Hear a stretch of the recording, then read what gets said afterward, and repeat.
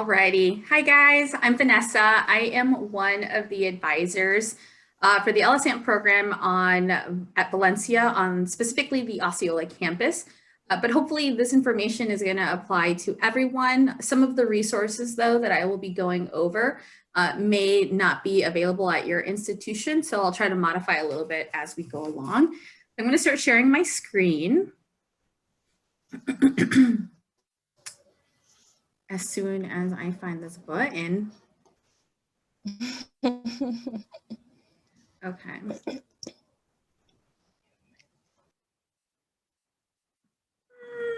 Show all windows. Okay, let me know. It didn't give me an option just to do the second page. Are you guys able to see all of my PowerPoint slides? Yes, it looks great. Okay, perfect. Sounds good. Alrighty, so today we're going to be talking about how to REU, which many of you may not even know what an REU is. So we're going to talk a little bit about that. And we're also going to discuss what the experience was like and how to apply for them, how to find them, all that fun stuff. And so we're going to cover how to prepare for applying. We're going to talk about what happens after you actually apply to the program. So to kick things off, I do have a former student at Valencia, and now she's over at UCF. And she's going to talk a little bit about her experience. We wanted to start things off with that, mostly because she also has class. So she's currently a student, and she's going to tell you about what she experienced during her summer presentation. So Izzy, if you want to just introduce yourself, like your name, where you are right now, and what your major is, and then we'll go on with some questions. Okay. Hi, everyone. I'm Izamari, Izzy for short, and I'm currently at UCF right now studying aerospace engineering. So that's me. That's what I'm doing. Nice, nice. And what program did you, like, when did you do your REU? I forget. I think it was last summer or the summer before that? 2019. It was summer 2019. Okay. And perfect. I did the physics research exchange program. Good. And how long, do you remember how long the program was or anything about the application process? Tell us a little bit about what your experience was like being at UCF. Okay, yeah, so the application process, like, honestly wasn't that bad. There was a couple of essays that I had to write, but I definitely had help along the way there with my advisor, like guiding me through answering the questions and making sure that everything was edited as I was going. So the application process wasn't that bad. There was not an interview portion to it. I'm not really sure how other ones work because that was the first REU that I had done. And there was no like in-face interview. So that was also pretty good because those things scare me. Yeah, and that's actually, you bring up a good topic about that. So the program itself was for 2 months, so it was for the whole summer, and it was a paid REU. So there was a stipend there, which was great, of course. I wrote down some notes just to make sure that I cover everything. Yeah, absolutely. So yeah, there was a short essay. I did have help with like editing, like I said, and also for like letters of recommendation. I also want to make a note that you start building like those relationships with your professors and even your advisors like from the get, so that whenever you do have like an internship or an REU, you have that person to go to that personally knows you, and it'll make the letters of recommendation and things like that easier. Good, that's really smart. And I will talk a little bit about the letters of recommendation and give you a couple more tips afterward. So when you were at your REU, you had never done one. So this was your very first time. Was this your first time doing research in general? Yeah, so other than in my classes, like this was like the first real research opportunity that I had. The first couple of days there, it was a bit nerve-wracking because, like I said, it was my first time, and I'm working with these PhD students and other professors and stuff, so I felt a lot of pressure. But honestly, they made everything, the group that I was in, they made everything so much easier for me. They made sure that I had all of the resources that I need in order to succeed in a program.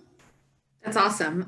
That's also a really important thing because we are speaking to Izzy about this, and admittedly, you know, there are situations where maybe students don't feel like they have support. So we're going to talk a little bit about that later as well. Mm-hmm. Did you ever feel like it was overwhelming, like it was too much and you're like, what am I doing? And I need to stop doing this. Mm-hmm.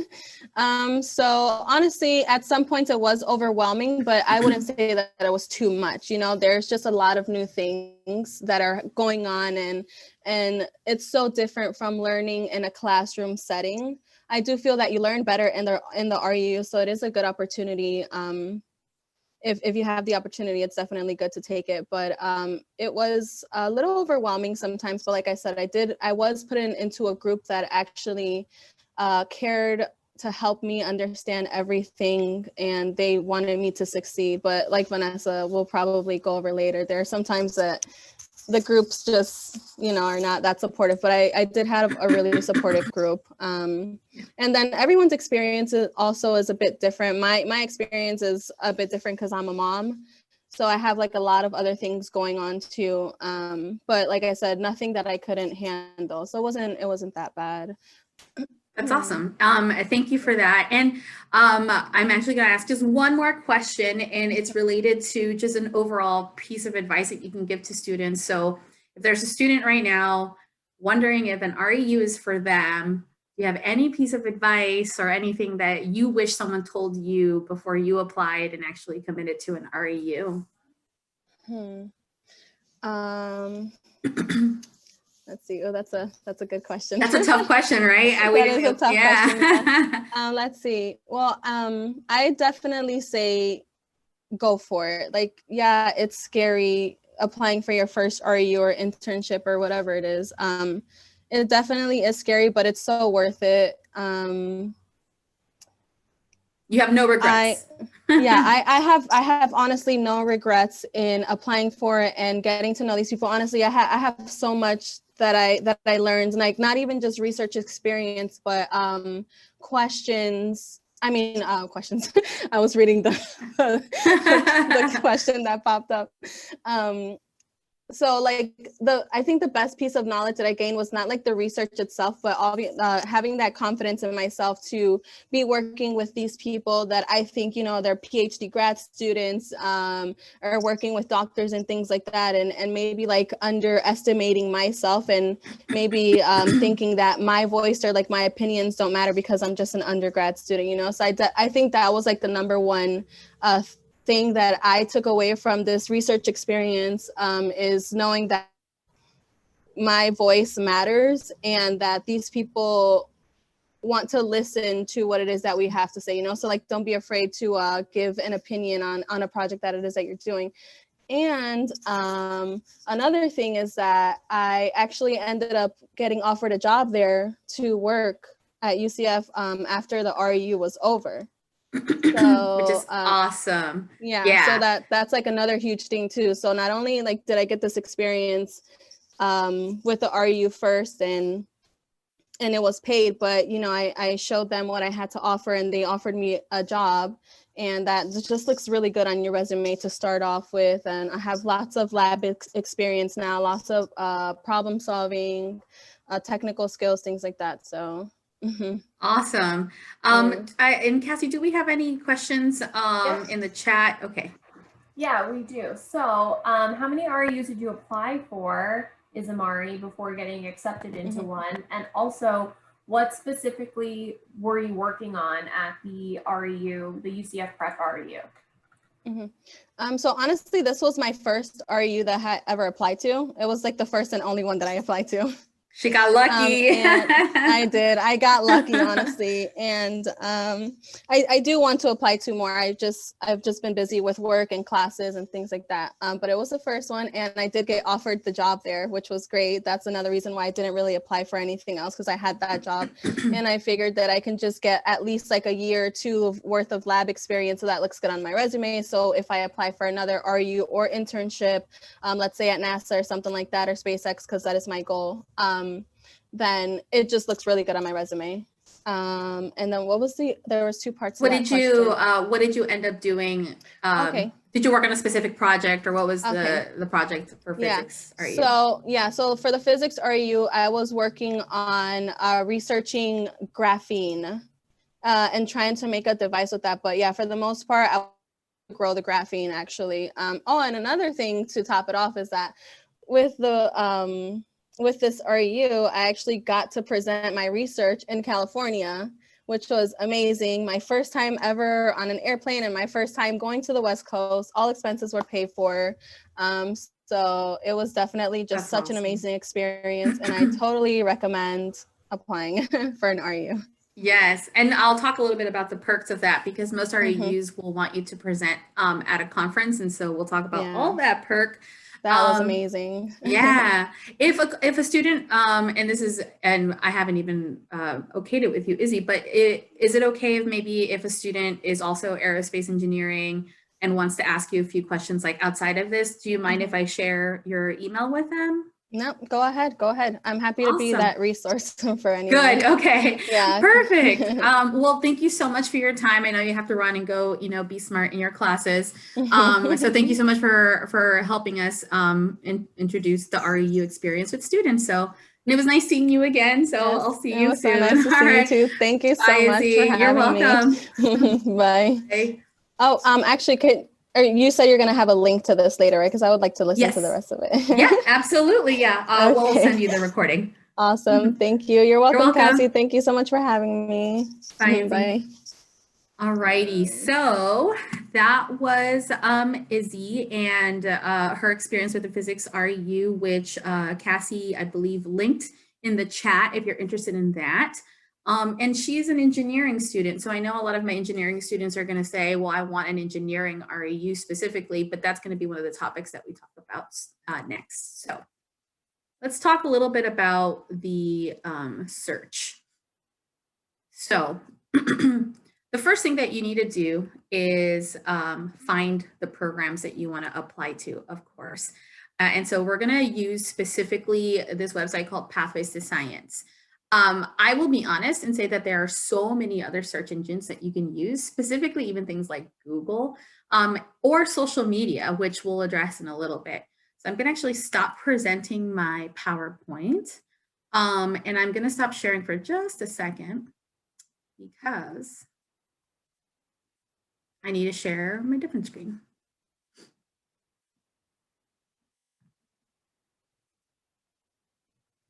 Okay. Let's share screen.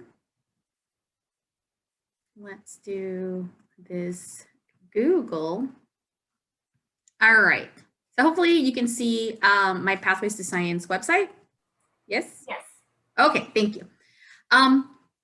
I'm not saying that this is the best search engine. I'm just saying this is the one that I always use. And because I always use it and I've had good success with it, I always will forever recommend it. And it's tied together with the National Science Foundation, who funds a lot of these REUs.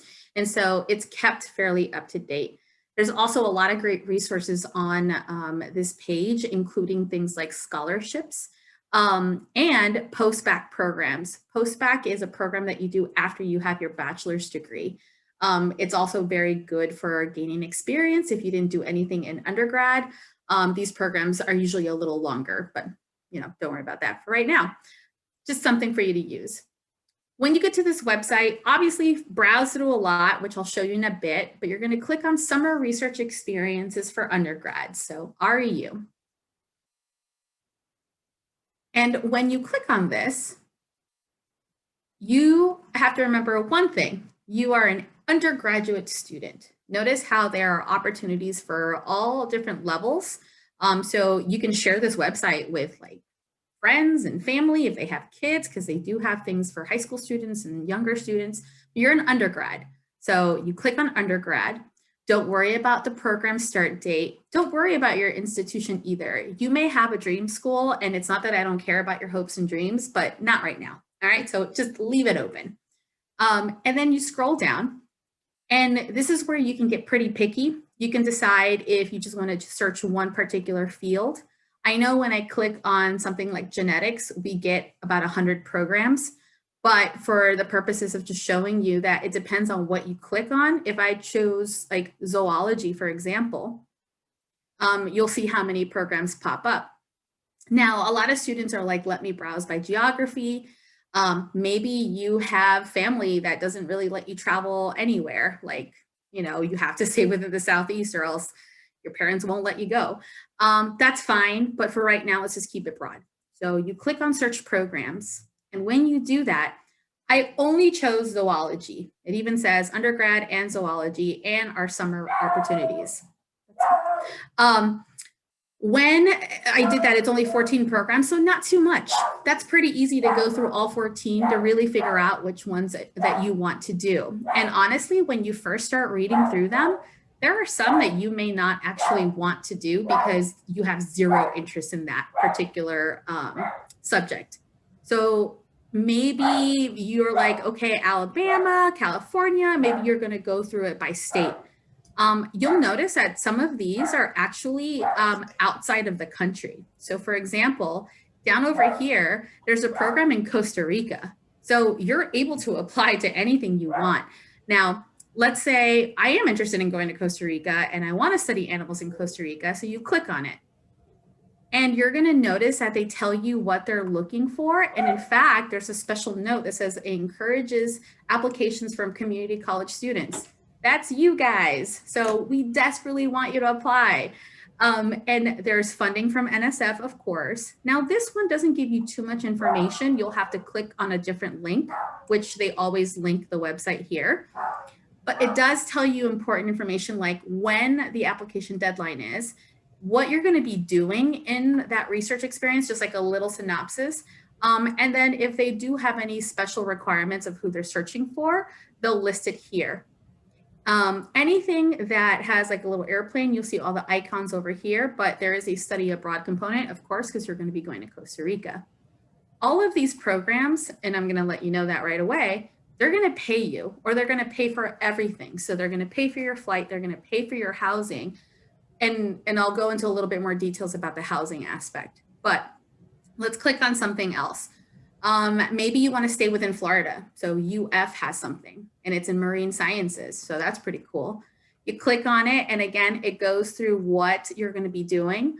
If you ever go to the program website, it does give you more information on the actual program dates. So you're going to start taking notes while you go through this. So it says the program deadline. It tells you when you're going to be traveling to the site and, you know, any other details. Usually I'm scrolling through it pretty quickly.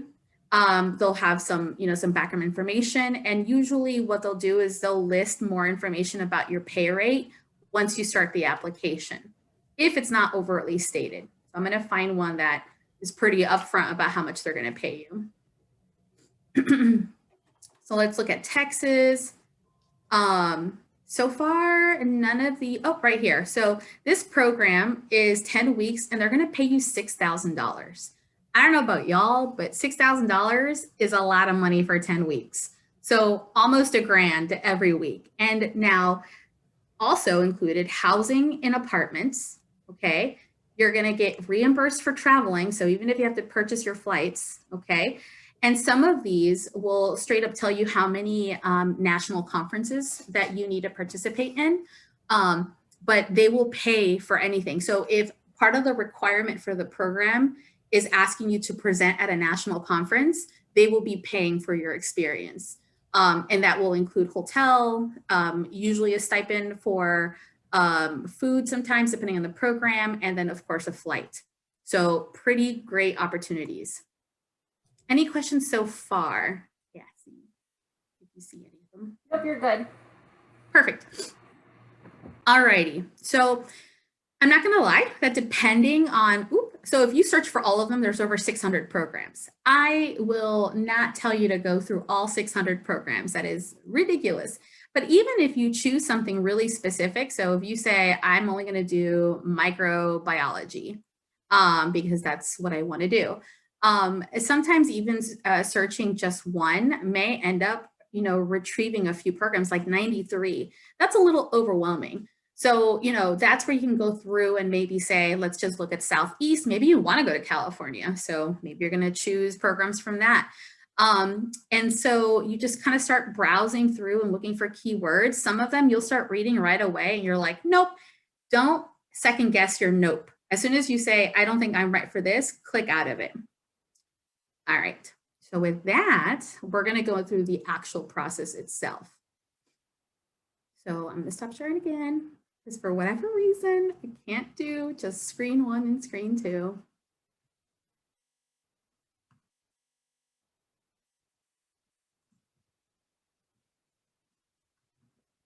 All right.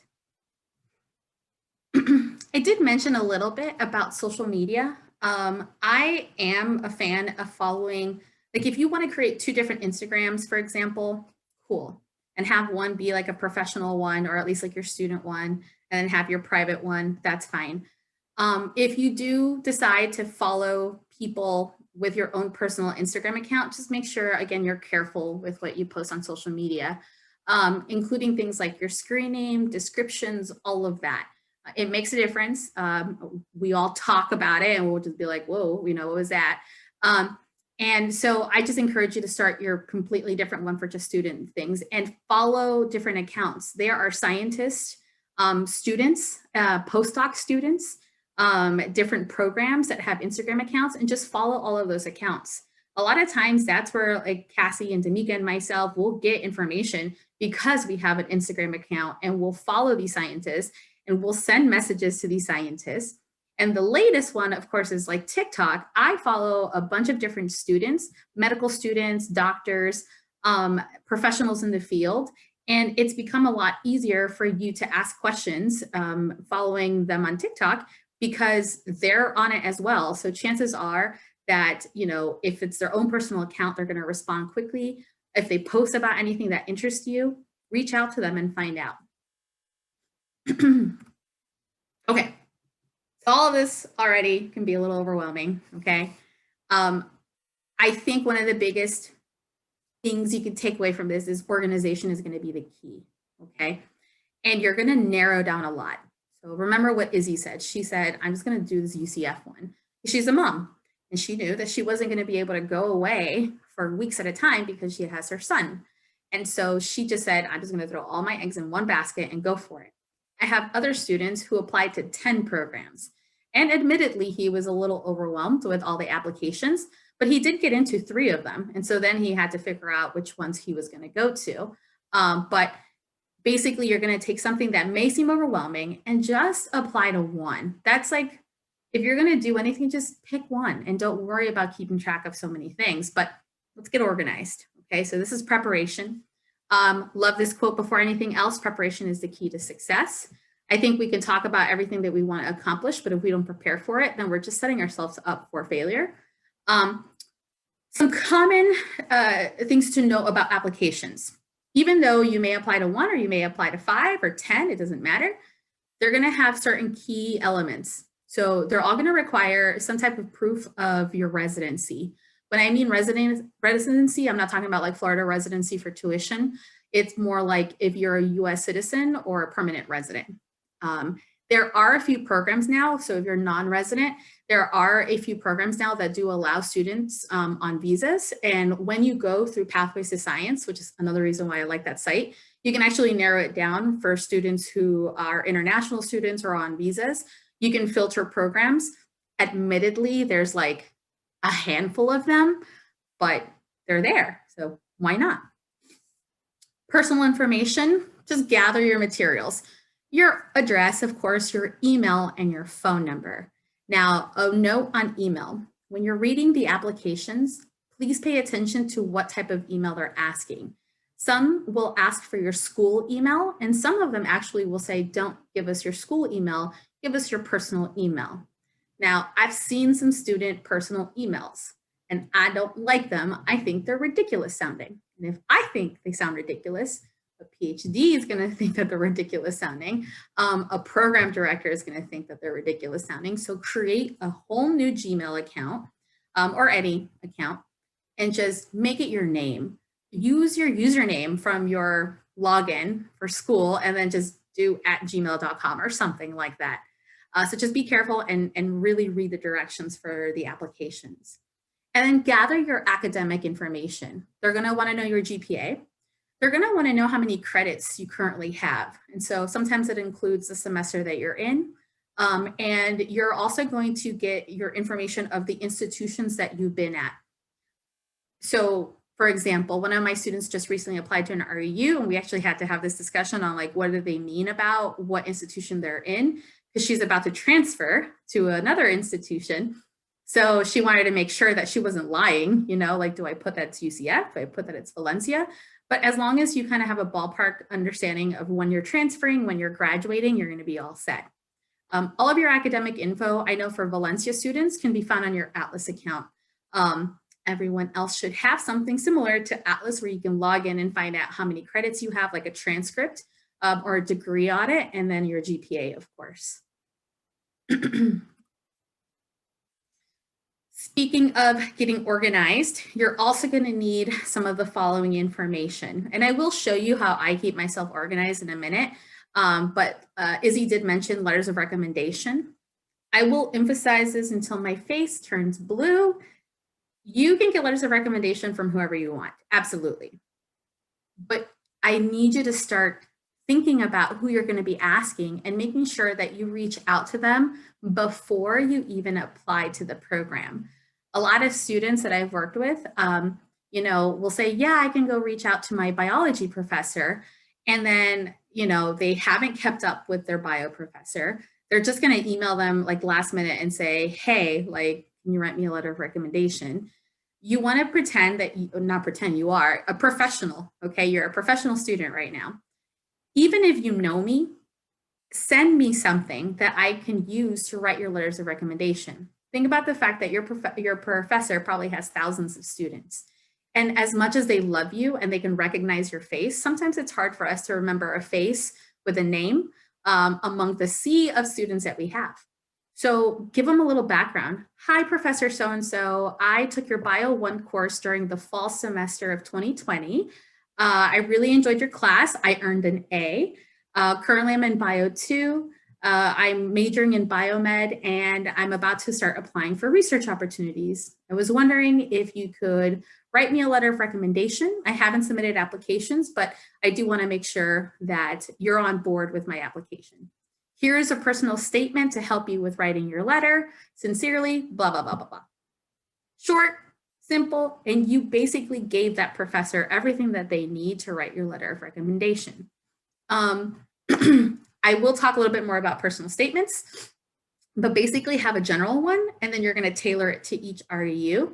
And then be mindful of how many words they want from you. So sometimes they'll say no more than 300 words, sometimes no more than 500. Just be mindful. It's easier for you to delete stuff than for you to add stuff. So maybe make one that's like 500 words, and then it's easy for you to modify.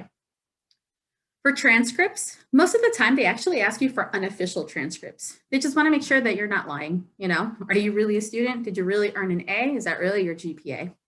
So I know, again, for Valencia students, under your Atlas account, you have a section for transcripts, and you can actually print out an unofficial one. Super easy, save it as a PDF, and then tag it along to your application. If they ask for an official one, you know, they'll usually give you an address, an email, and then you can send an official one. So just be careful with those words, official versus unofficial. And then due dates. Letters of recommendation, I'm telling you because I just finished wrapping up some of mine, can take us a while. Some of my students wait up to like a week and a half for me to get back to them. Sometimes I am not busy and I can, you know, whip them out. So just kind of keep that in mind. Start asking about now if you're going to think about applying for this summer. And then keep them realistic. If you see that there's a program and the due date is today or Monday, you're not getting those letters of recommendation. You're not going to get those transcripts. You're not going to make the deadline. So don't stress out about it. Okay. Try again next summer, because these programs are every summer so far. I've been at Valencia for about 5 years, and every semester or every summer, they've had REUs. So they're not going to go away anytime soon. Pausing for, well, I'll take questions at the end because I think I might cover some information here. So how do you keep organized? I love my Excel sheets. Like I love them. Google Sheets are great too. Whatever you decide to use, do a timetable or like just like a tracking sheet, and I'll show you what mine looks like. So I gave you just like a really quick example. So like, you know, the first REU, and I would include the links for the program so you can easily click on them when you go back. But let's say you're applying to 3, you know, some important information. So in this example, I just said location because I want to know where I'm traveling to, if it's going to be feasible, the due date, and I would actually probably filter it by importance, and I'll show you that as well.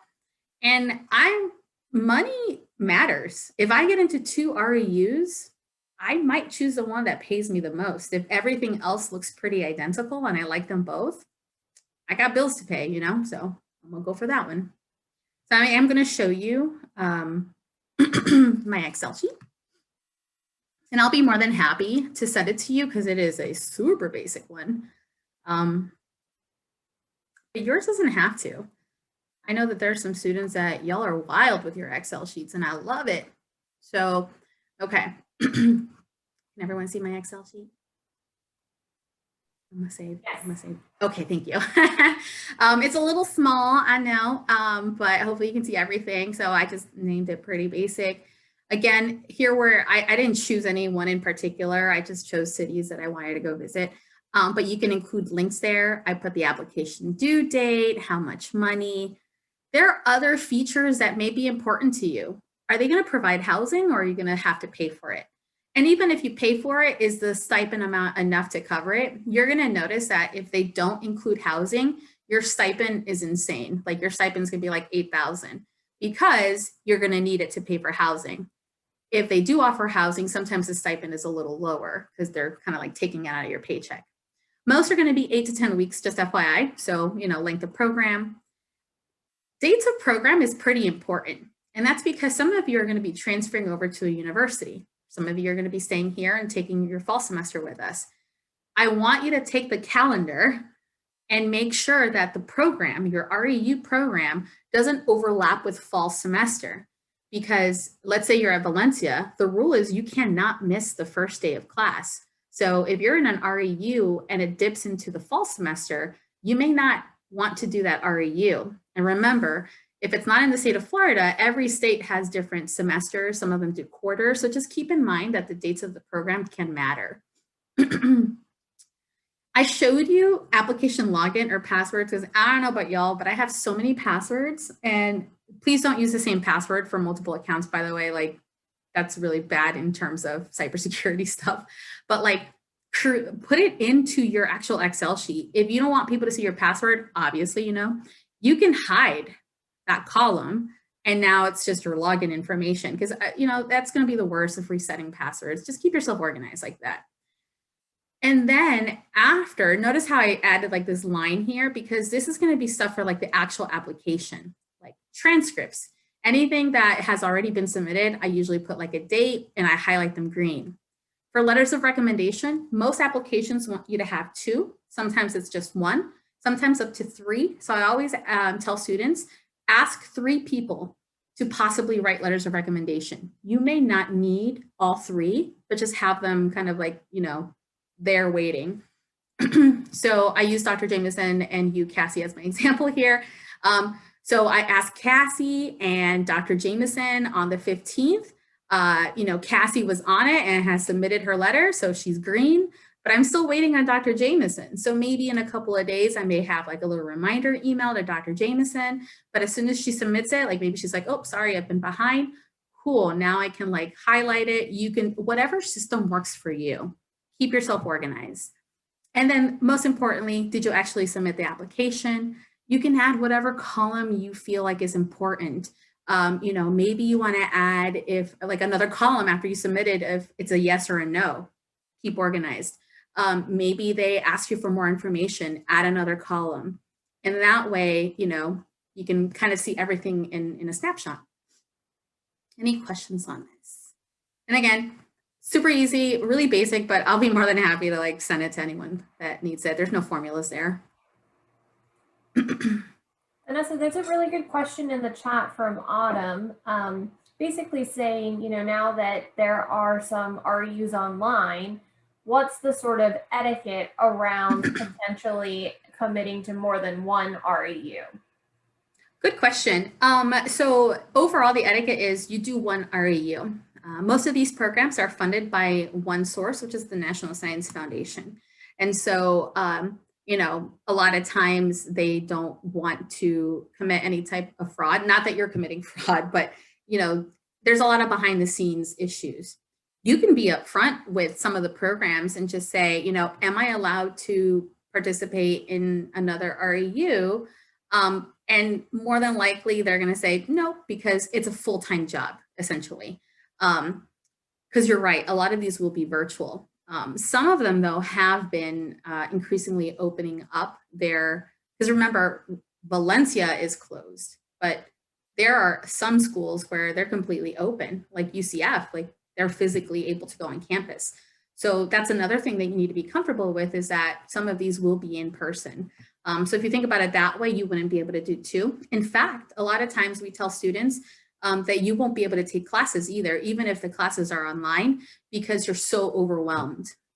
Junior, who did an REU, he tried to do one class online, and it was like an economics class or something that he thought, and I personally thought, it's gonna be pretty easy.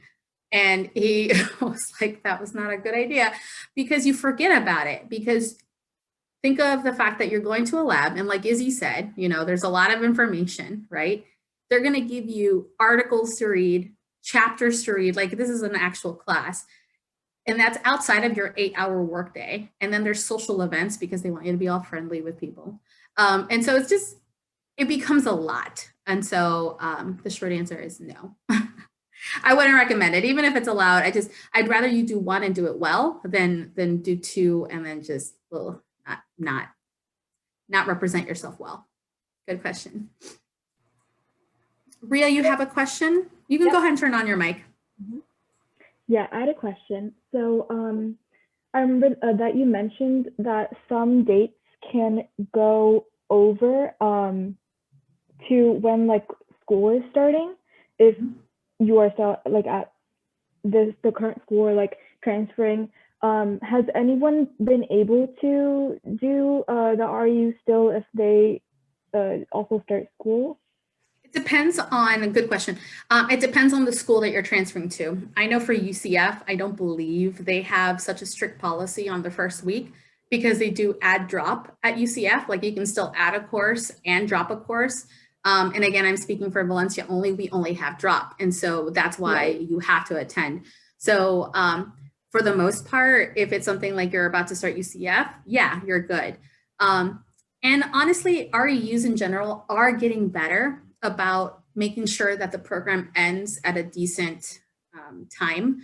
I just want you to be mindful of it mostly. If there is one though that ends really late and it overlaps with the start of fall semester, you know, talk to that institution. So if you're going to be at UCF, I would reach out to UCF, like an advisor, and just to find out, you know, what the rules are with that. And sometimes even the program, the REU, you can talk to the REU and say, you know, my fall semester starts, you know, August 23rd and the program ends on the 24th. Is there any way I'd be able to present virtually, or like, could I essentially dip out a little early from the REU? And sometimes they're good with it. So just be upfront with both institutions and you should be good. Okay, thank you. You're welcome. So speaking of calendars, I'm gonna share my screen one last time.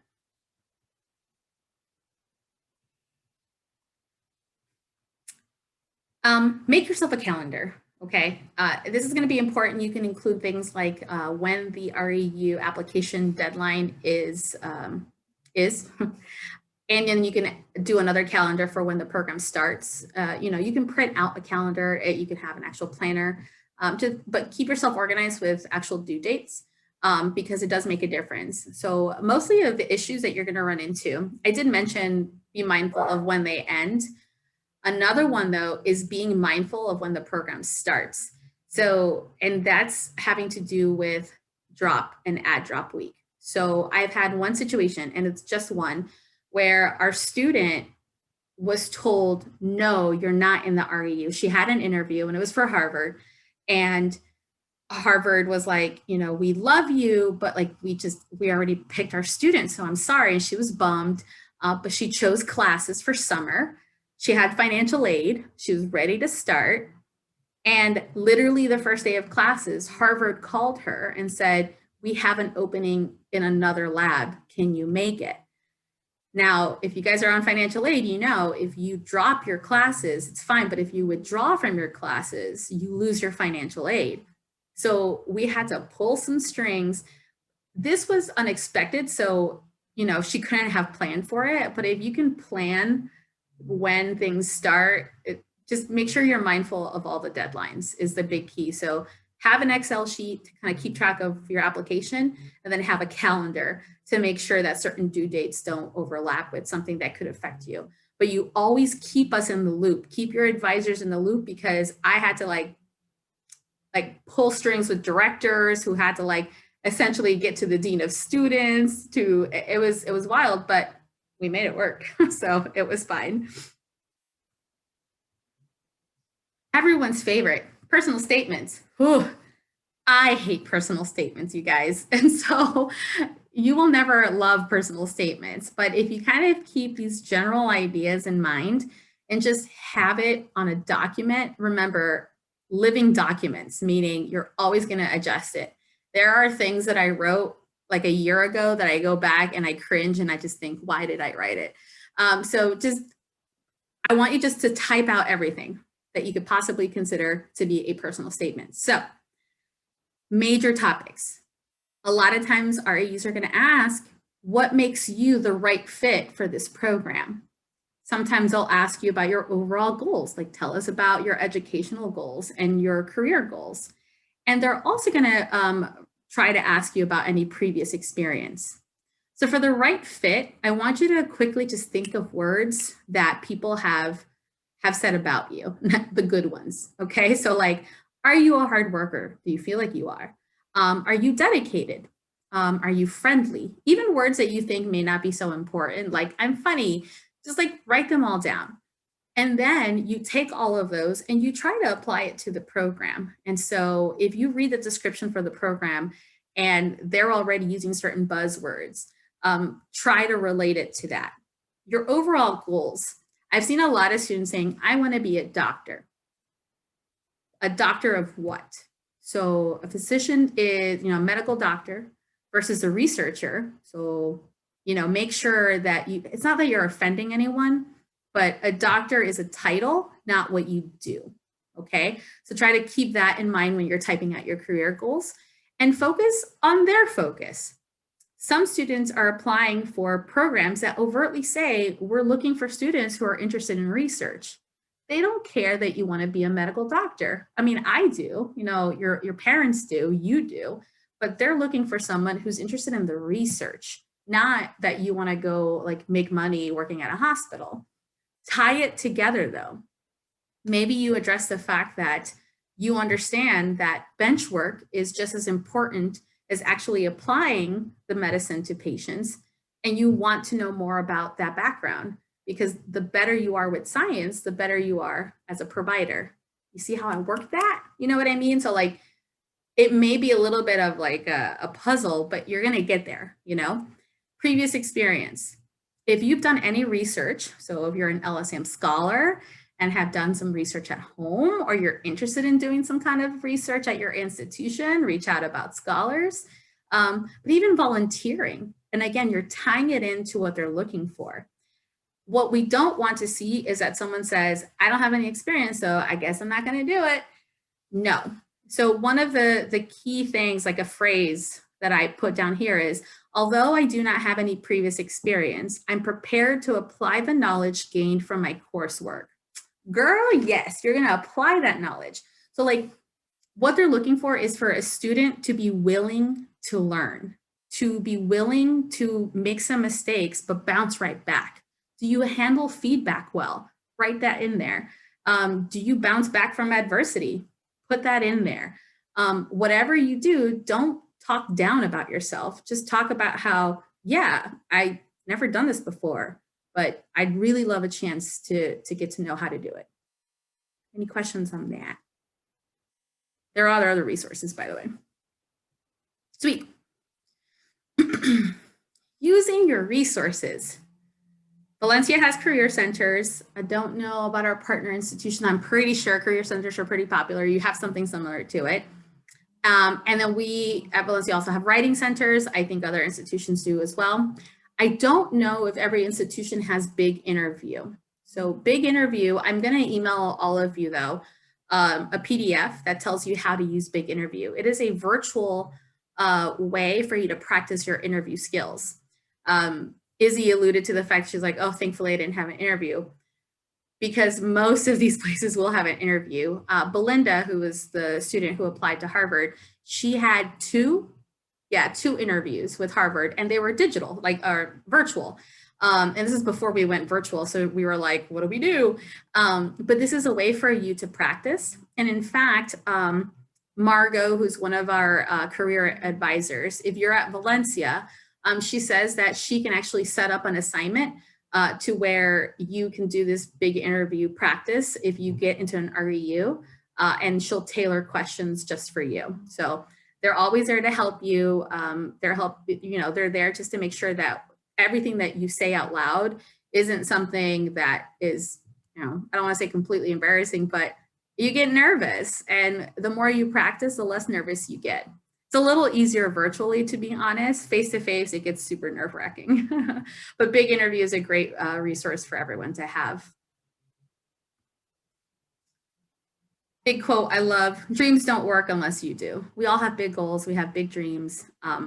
And this process can be overwhelming. Start with one REU and then just do it and see what happens. The worst that's gonna happen is you don't get in. But a lot of you have these big lofty dreams of like getting into like PhD programs, professional schools, whatever. But like put in the work, put in the effort to really get to that final destination. So if you've applied and now you wait, okay?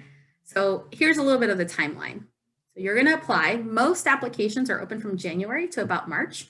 Most are actually February due dates, as you kind of, when you go through your search for REUs, you'll notice February is a big one, but some are dipping into March. You may, if you have an interview, you may get those requests around March and April.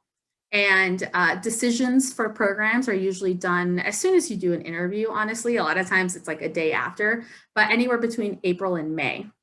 May is a big one because May is when classes start for summer, right? So I have my little girl here and she's saying, you're registering for summer courses. So don't wait for a decision for you to do what you were gonna do. If you were gonna take summer classes, you're registering for those summer classes. In fact, I know for Valencia, registration starts in March. So, but you're planning your backup plan, okay? If you get into an REU, you can drop those classes, no problem. It's not withdrawing, it's dropping. So you're gonna drop those classes and you're gonna go. Doesn't affect your financial aid, all of that. But let's say you don't register for classes, because I'm gonna get into this REU. I had a great feeling, they really liked me. That one girl smiled at me, I got this. You don't get in and now you're scrambling to find classes and it's your final semester. So you only need physics 2 and all of them are like, I don't want you to have that scramble. So just keep that in mind. You do everything as if you were gonna just go to school, and if you get in, then we adjust. And then you move in. So depending on the program, whether it's virtual, if it's virtual, don't worry about it. They usually do something like an orientation online. But if you're physically gonna go there, it's actually usually like a day or two before the program starts. They have move-in days and they book your flights for you and everything. You do have like an orientation, a social event, and then you start the program and it flies by. And you fly home and you're sad. So in summary, research the programs. You're gonna ask for letters of recommendation. Step 1 and step 2 are technically like in the same thing. Don't apply to more than 5 programs. It gets overwhelming. I use my example of my student who did like 10, 15 programs, I forget. Got to be too much. 5 is all right. And then decide if you're gonna go or you're not gonna go. Some students worry that once they apply, it's like, that's it, like you're committing. No, if you get in and something happens, maybe you just decide an REU isn't right for you at the time. Like, I don't know, COVID gets wilder and you just don't feel safe, then we're going to help you say no. We're going to help you decline that offer. A lot of times they make it pretty easy. They'll just say, you know, respond with a yes or no. Sometimes it's a little more formal, and we want you to make sure that you're a professional from the beginning all the way towards the end. Thanks so much. If you have any questions, feel free to, we have some time to go through some of those. If not, here's my email address. Even if you're not a Valencia College student, feel free to reach out. You know, but you have resources at your own institution, advisors at your institution that can help you. Make sure you follow us on Instagram. I will forever plug this. We are trying really hard to keep up with that for more opportunities, including REUs. We'll email you. You know, REUs are out there. It's just up to you if you want to go for it or if you don't. That's it. Thanks so much, Vanessa.